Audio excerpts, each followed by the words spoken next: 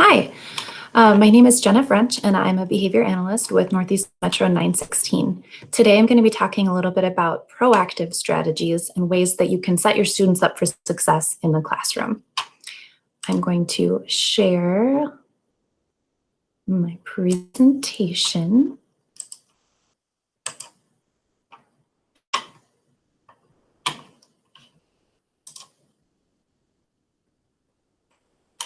All right. So this is going to give you some ideas for setting events and antecedent modifications that you can make in the classroom. So what's the plan? Today we're going to be talking about defining and identifying setting events and antecedents. There is a bit of a difference between those two concepts, and so I'm going to talk about each of them separately, provide some examples of each, and then as we go through the proactive strategies, talk about how you can use the proactive strategies for setting events and antecedents. We'll discuss examples of different proactive strategies you can use in the classroom, and then discuss when and how to use those strategies with your students. So the first thing I'm going to talk about is setting events. With setting events, they can be internal or external, and these are things that create context. So setting events involve all of the conditions that influence how a person deals with the world around them, including internal and environmental or external events. The context is going to impact how the person reacts to antecedents and determine how motivating or unmotivating an upcoming activity will be. So if we go to the next slide, the way that I like to think about setting events is using kind of that like temperature gauge. So when the temperature gauge is pretty low, my tolerance for things is going to be pretty high. So say, I'm well rested, I'm having a good day so far, I've had some positive interactions with my coworkers. My temperature gauge is going to be pretty low because I've had some good setting events, kind of setting up my day. And so when something stressful happens, I'm going to be more able to adapt to that or to be flexible with what I need to do for that day. But as other setting events start to add up, say I get a headache, or I missed my cup of coffee that morning, or I didn't sleep well, or I got into a fight with a friend, that's going to fill up that temperature gauge and probably make me less likely to be able to deal with additional stressors or things that I don't really like kind of happening to me throughout the day. So that's how I want you to think about setting events. They really do set the stage. They provide the context for how individuals are going to respond to different antecedents, different events that happen to them throughout the day. So a couple examples of setting events. I do have some images of internal and external setting events. So a few examples of internal setting events could be they're tired, didn't get enough sleep the night before. That can, definitely make me a little bit more irritable or less likely to respond well when stressful things happen. Another internal setting event could be that the student missed their medication, or they're taking medication, but there are side effects associated with that medication. An external setting event could be getting into a conflict with a parent and kind of having that start out your morning. Another setting event that's internal could be, a headache or just feeling sick. And then another one could be, missing a meal, being hungry.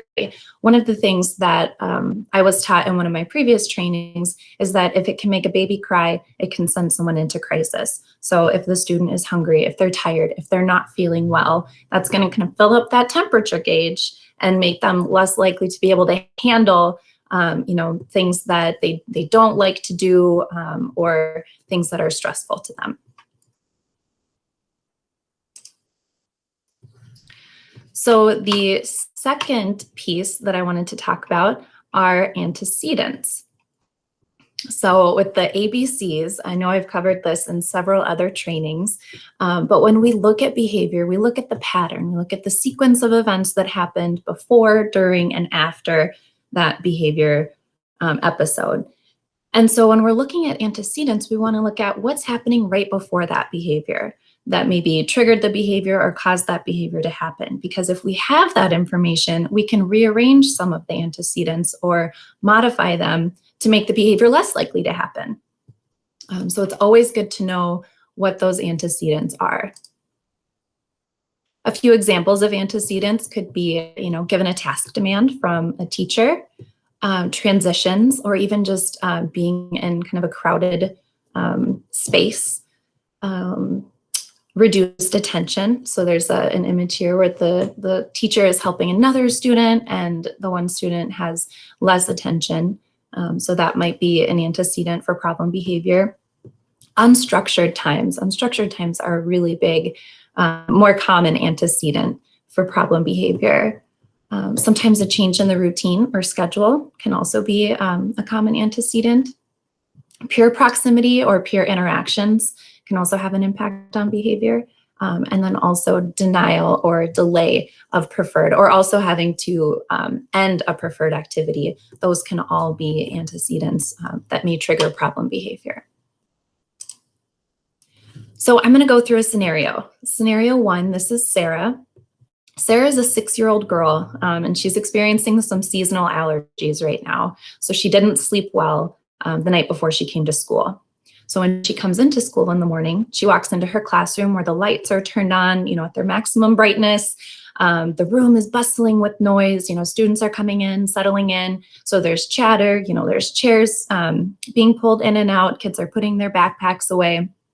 So Sarah puts her things away and sits at her desk. She's just sitting there. So the teacher comes up and asks her to start her morning work. Sarah immediately covers her ears and begins screaming. And this is clearly a behavior that we don't want to see. And without knowing some of those setting events, what it looks like is the teacher just came up, placed a task demand, asked her to do the morning work, which is part of the morning routine, and she starts screaming. So based on that scenario, let's identify the setting events and then what the antecedent was that triggered the behavior. Sarah has some internal setting events. The lack of sleep, so she came in kind of tired, and she's got seasonal allergies, so she probably isn't feeling that great. Again, less likely to be able to handle, stressful or non-preferred situations. Her external setting events, she came into a room with really bright lights, and then the noise level was also high. So those are things that were going on around her and her environment, kind of setting the context for the behavior. So then the antecedent was the task demand. The teacher asked Sarah to start her morning work, and that was what triggered the behavior. So see how these things can work together. Say Sarah had, adequate sleep. She doesn't have allergies. Maybe she took her allergy meds and she's feeling a lot better. The bright lights might, fill that gauge up a little bit, but not to the extent that it does with in combination with those internal setting events. And so then when she sits down at her desk and the teacher asks her to start her morning work, maybe she's more willing to get started on the morning work without screaming. So here's our second scenario. This is Sam. Sam is a 14-year-old who just finished taking a test in the previous class, and he has a headache. He missed breakfast this morning so he wouldn't be late to school, and then got into an argument with a friend on the bus. In his second class, the teacher gives her students an independent writing assignment, but Sam takes out his phone and refuses to work on the activity. So given this scenario, let's identify the setting events and the antecedents. The internal setting events that are impacting Sam right now are that he has a headache and that he's hungry because he missed breakfast. The external setting events are that he had a conflict with a friend. So that might be distracting him because it might be weighing on his mind. And maybe he's texting the friend to try to repair their friendship. The antecedent was the task demand, the independent writing activity. And that's when he just shut down and took out his phone, refused to work. So when we take into account that information, we want to think about how we use proactive strategies. The goal in using these strategies is to prevent the occurrence of problem behavior. by reducing or eliminating setting events or triggers. So we can target different setting events, we can target different antecedents, and then we can also address the function of the behavior. And remember, behavior can serve one or multiple of 4 functions: to escape or avoid something, to gain access to something, to gain attention, and to gain, the automatic reinforcement is more just an internal, something that we can do to ourselves that is reinforcing. So to gain maybe some sensory input or escape from sensory input. So when we're addressing setting events, there are a couple ways that we can gather the information that we need in order to know how to rearrange things in the environment or be proactive with meeting students' needs as soon as possible when we know that information. So one way is through a parent check-in.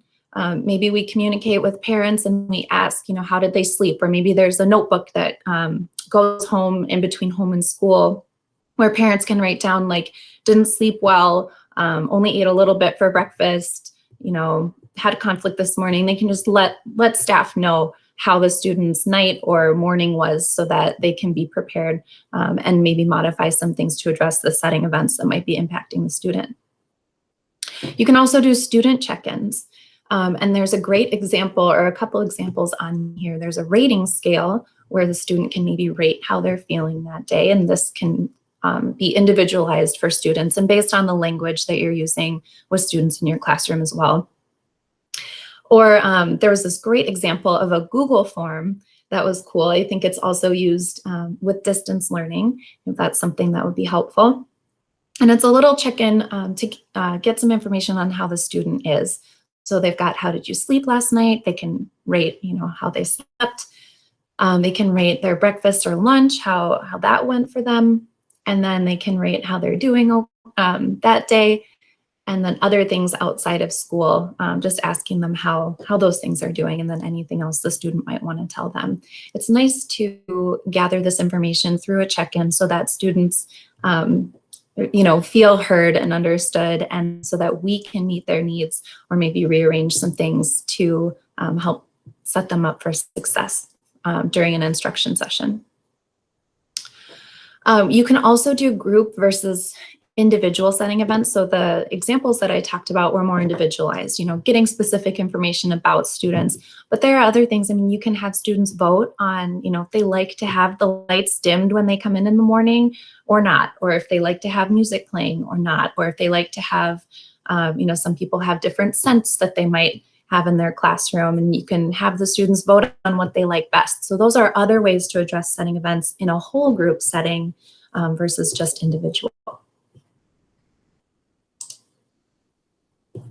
So a few environmental examples of proactive strategies we can use with students are lighting. So I put 2 images up here. One is just those harsh fluorescent lights versus these softer, more dimmed lights. And you can tell the difference between the feel of those classrooms. There's also a difference in the setup of those classrooms too, which I do think makes a big difference. But also taking into account the noise level and things that we can do to maintain the noise level at a volume that is appropriate for that setting. The classroom structure and setup, making sure that students that are distracting are far enough apart from each other so that they're not distracting each other, or maybe you put a student with some peer models who do show on-task behavior. Also having really defined spaces in the classroom can be helpful, just for helping students understand what's expected in each of those areas within the classroom. Making sure that the student's communication device is available. So some students are not vocal communicators and they might have an augmentative communication device that they use. So making sure that that's there and they know where it is, or having some type of alternative communication system set up so that that student isn't engaging in problem behavior as a way to communicate a need. Whatever they use to communicate would be right there.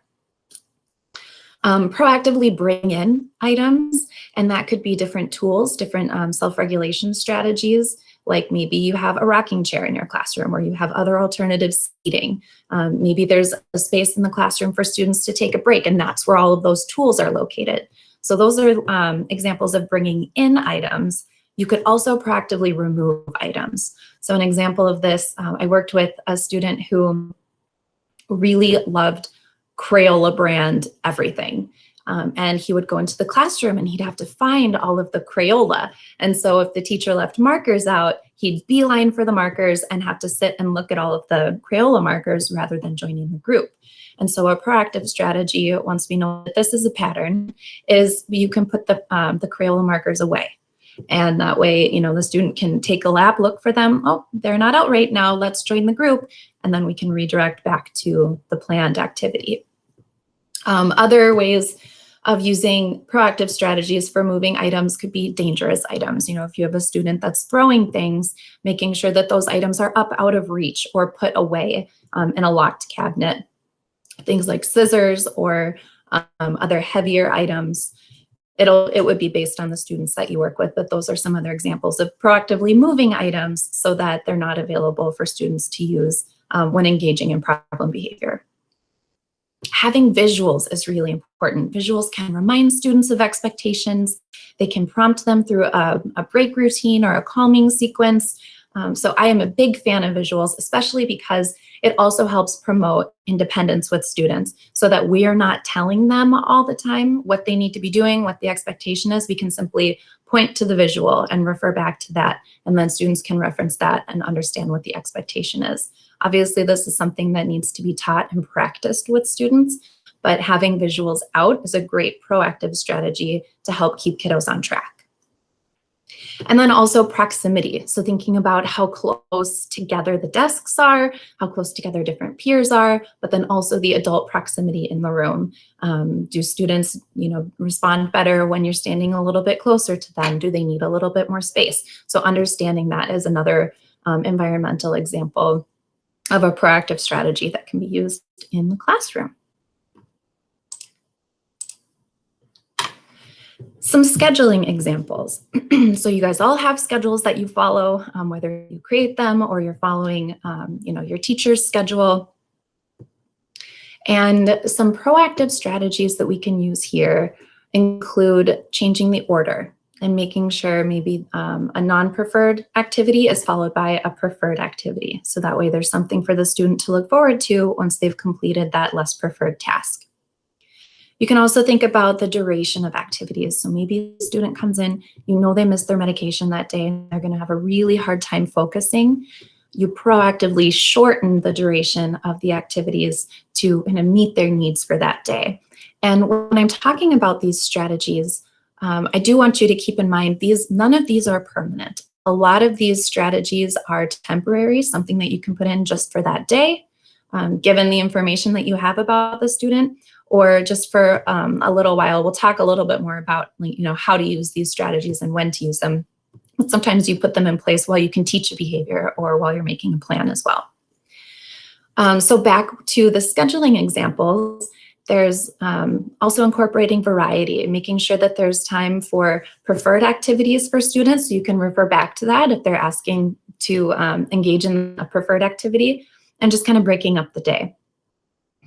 Minimize downtime within the schedule. So I talked about how unstructured times can be an antecedent for problem behavior. So even when a task is complete, maybe having a bin of alternative tasks, maybe there's some fun word searches or color by number, other activities that the students can go and get independently to work on to minimize that unstructured or downtime.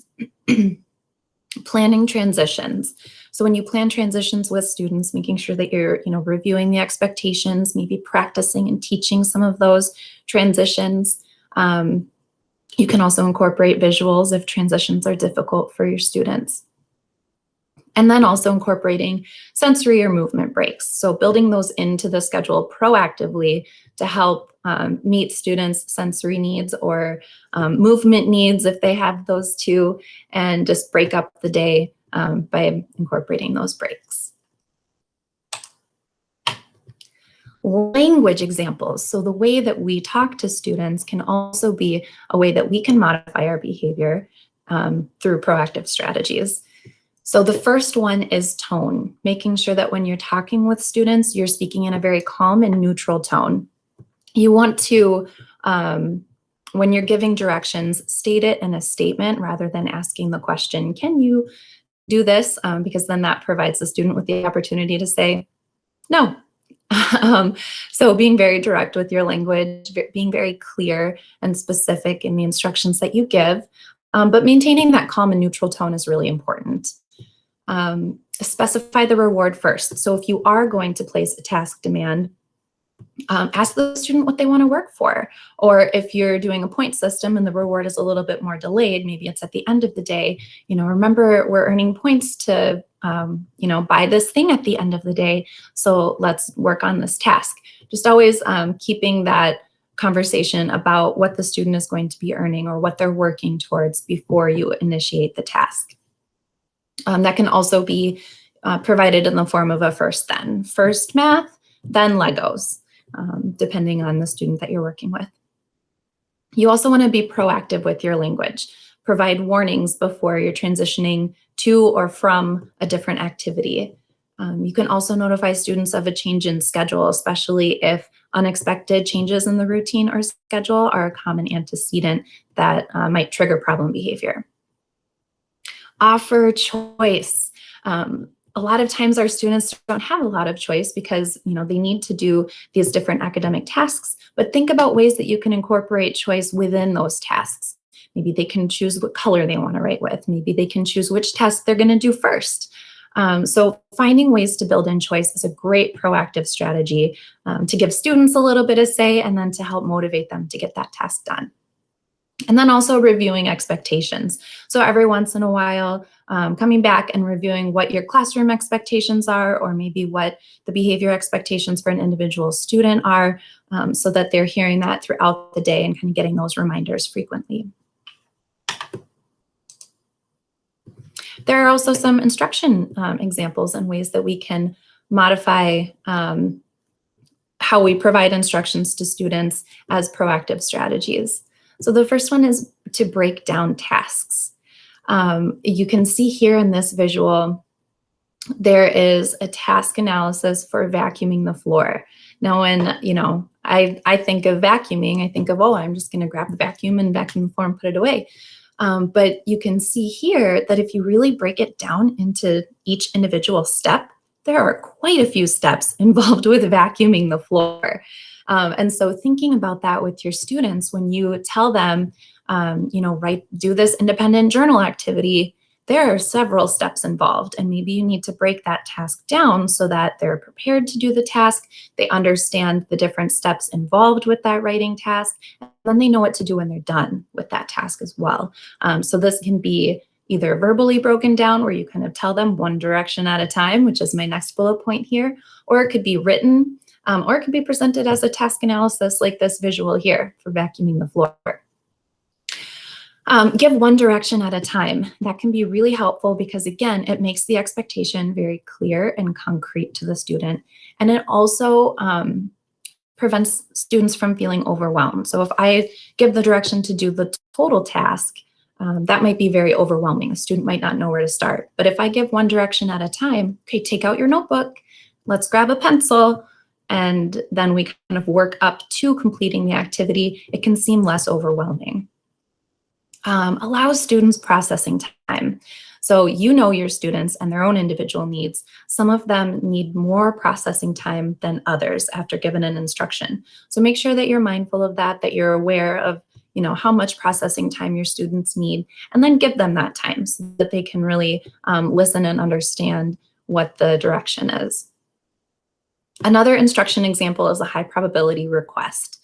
And that's a very technical term for basically saying, we're going to build up some momentum to completing the task.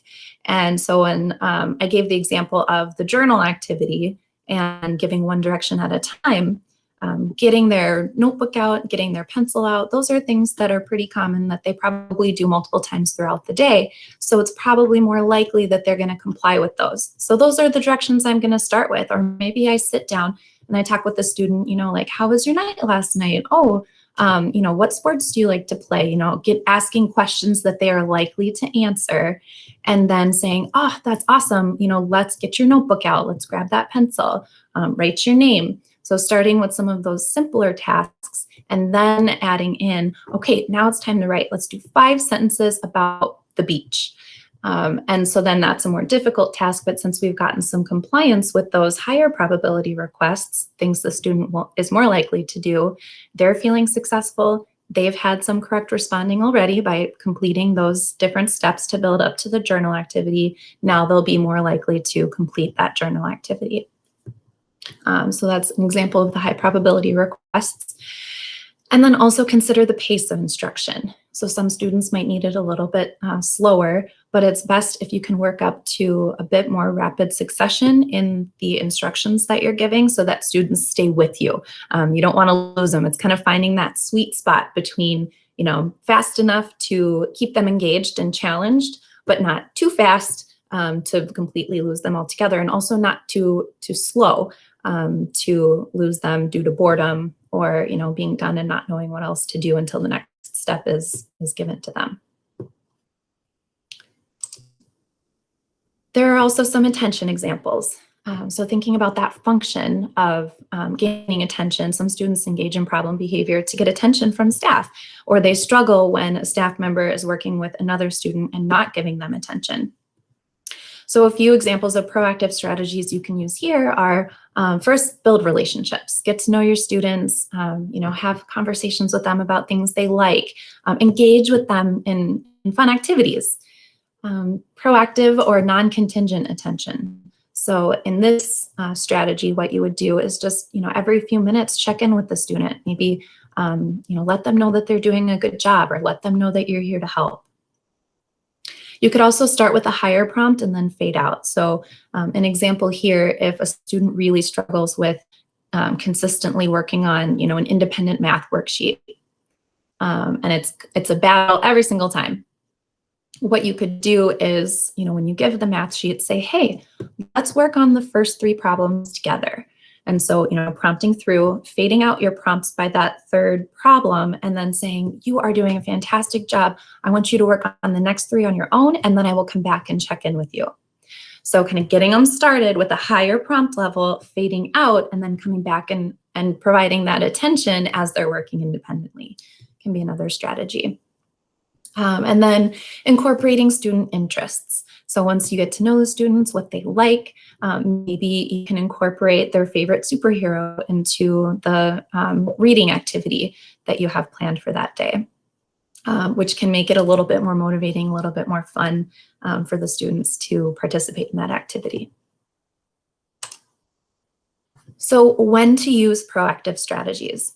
We want to use these strategies to make the problem behavior less likely to occur. Maybe we need to maintain some stability in the classroom for the time being, or we know, some different setting events that might be impacting the students. So we're going to temporarily modify things within the schedule or within the environment to make the behavior less likely to occur during that time.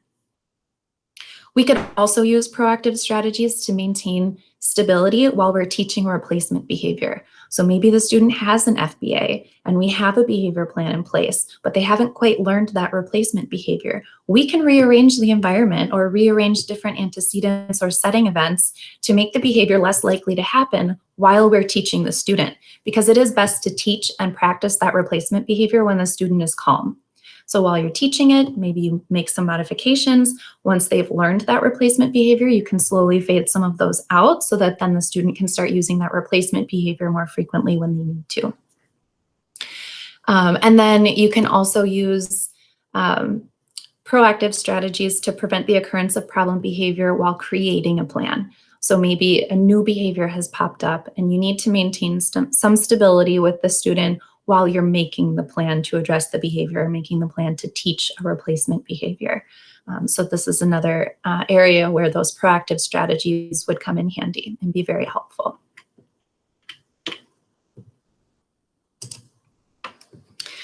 I do want you to keep in mind that proactive strategies are best used when they're built into a comprehensive behavior plan.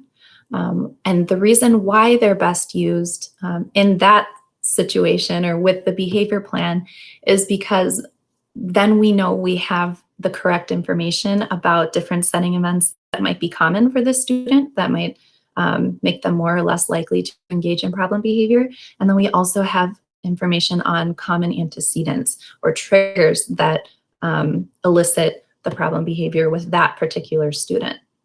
Now, that's not to say that you can't use proactive strategies alone, but it's best to have, the most current up-to-date information when we're building that into a plan. When proactive strategies are used alone, they do not teach a new behavior. And so that's really important to keep in mind too, that, oh, well, I rearranged the environment and the behavior magically disappeared. Well, that behavior is still going to be there. And they also don't have a replacement behavior to use instead of the problem behavior, which leads me to the last point. Proactive strategies or antecedent modifications, they just prevent the occurrence of the problem behavior. That behavior is still there, and under the right conditions, the behavior will happen again. So it's great to use these proactive strategies, but it's also really important to use them with a plan if we want to make lasting behavior change. So the last piece of this training session here has some different scenarios, and then what you will do is go through the examples at the bottom and match them with the antecedent or setting event. So you're going to identify the potential proactive strategy that would be best to address the antecedent or setting event example.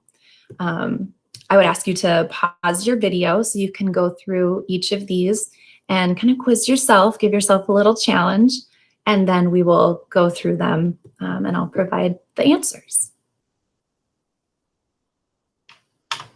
All right, hopefully you paused your video and you went through all 10 of these scenarios. Now I'm going to go through the answers. So the first scenario was an antecedent, reduced staff attention. The potential proactive strategy that you can use here is J, checking in with staff every 3 to 5 minutes during independent work time. The second antecedent is change in routine. The potential proactive strategy for that would be A, notifying the student that they will have a sub in third hour. Number 3, denial of requests. The strategy for that is D. Instead of just saying no, let the student know when they can have the item or activity they're asking for. Number 4, the peer is off task. The potential strategy to address that is G, seat the student next to peers who are consistently ready to learn. So I had talked about that example, seating them near peer models, students that are more likely to be on task. Number 5, the antecedent is task demands. The potential proactive strategy for that would be H, give the students choices instead of demands. Now we're on to setting events. A setting event could be a loud environment. A way to address this would be to B, have noise canceling headphones available. Number 7, the student is hungry. A strategy to address that would be I, schedule a morning snack. Number 8, the student is not engaged. C, you could offer choices of activities after the student finishes work. So here it's more presenting that activity that's preferred that follows the non-preferred activity, which can help keep the student engaged. Another setting event, fighting with parents before school. A strategy to address that could be completing a zones check-in during homeroom and responding accordingly. So checking in with the student when they enter for the day, asking them how they're doing, and then responding based on how they report they're feeling. And then the last one, conflict with a peer earlier in the day. A potential proactive strategy for that one is E, give the student access to request a restorative circle as needed and help repair that relationship. All right, and that is all I have with proactive strategies. I hope that you guys were able to find some new strategies that you can try with your students. Here are my references, and I hope that you have a great rest of your day. Thank you.